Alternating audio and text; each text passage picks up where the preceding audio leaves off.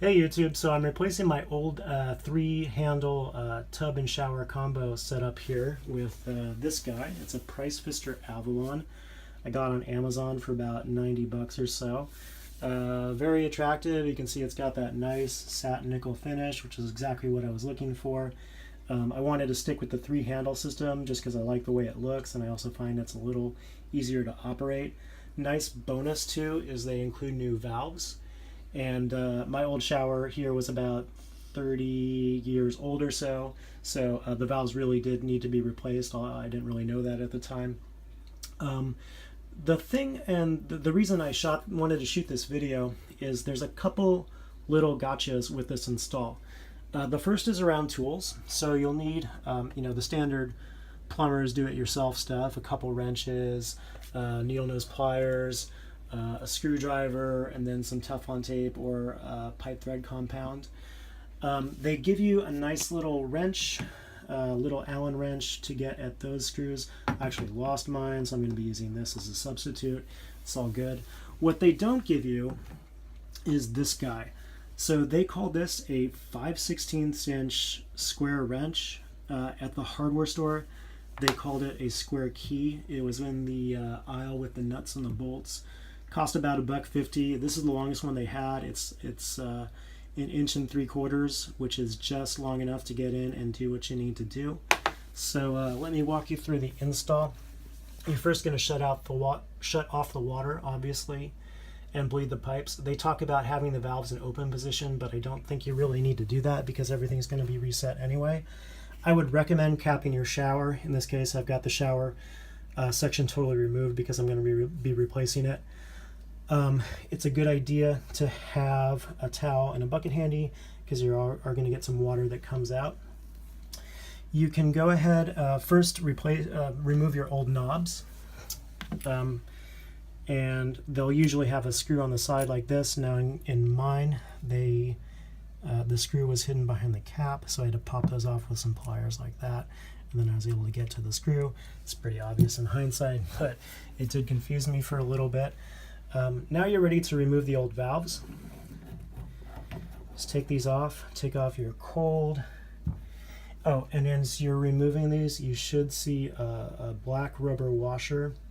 If it doesn't come off with the valve, it's probably stuck in there, so you'll have to fish it out with some pliers or a screwdriver. Remove your hot, and remove your diverter valve. And this one might stick a little bit. You'll see why in a second. It's got two white plastic washers there that sometimes get caught in the threads. So the next step is to replace the seats. Now, I don't know if you can see this, but only my diverter valve had a seat, and that is what you use this square wrench for. Just insert it, give it a twist with the wrench to loosen it, pop it out, and pop the new one back in. It came with 3, but I only needed 1, which was a little odd. Side note, I might replace this whole thing just because you can see there is some corrosion there after about 30 years. I think it's probably good for another 10 to 15, but the replacement's only 47 bucks on Amazon, so I might as well go ahead and do that. I'm also going to be replacing the copper pipes with PEX, I think. But anyway, that's a tangential conversation there. Put in your new diverter valve. I would recommend, since it's tough to get tape around this section, I would recommend the pipe thread compound. Again, the diverter valve is the one with the 2 white plastic washers there. I'm just going to hand tighten this, and I'm going to turn this all the way clockwise so that it's on the tub setting. That way, if water does come out, it's going to come out the tub and be a little easier to manage. Now, the hot and the cold valves. Now this is the tricky part. So with my old setup, I would turn them both counterclockwise in order to get water flow. With this, you turn them both inward to get water flow. So your cold is going to turn on like this. Your hot is going to turn like that. And if you look at the back of the instructions here, you'll see that there are different part numbers for hot and cold. You've got 13 for hot, 34 for cold. But the valves themselves aren't clearly labeled. So a little hint I can give you is on mine, the cold had a 2 and the hot had a 15. I don't know if that's the same for all of them, but I would imagine it would be.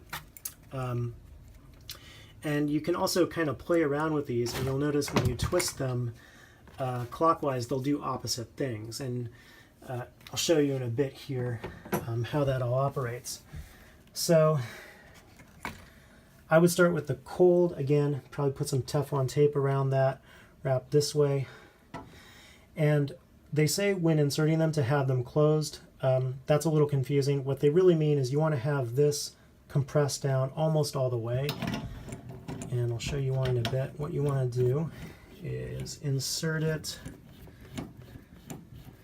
I'm just going to hand tighten this. Obviously you want to tighten it very firmly with a wrench. And then turn it in the opposite direction you would normally go for opening. In other words, the closed direction. So with cold, I'm going to turn it clockwise a few twists until I feel it stop. And what that means is that it's pressed all the way back and is preventing cold water from getting through. With the hot, I'm going to do the exact opposite. So screw in the new valve. And now I'm going to turn it counterclockwise until I feel it stop. There. And what that means is it's pressed all the way back and no hot water is coming through. So at this point, I should be good. Obviously, I don't want to tighten these. I can go ahead and throw on the handles in a straight downward position, like so. And I can go ahead and turn on the water and test. And I should not have any water coming out because these are both closed. And then, you know, start by experimenting, turn on some cold water, turn on some hot water. Again, it's going to be turn them inward to turn them on, so like that.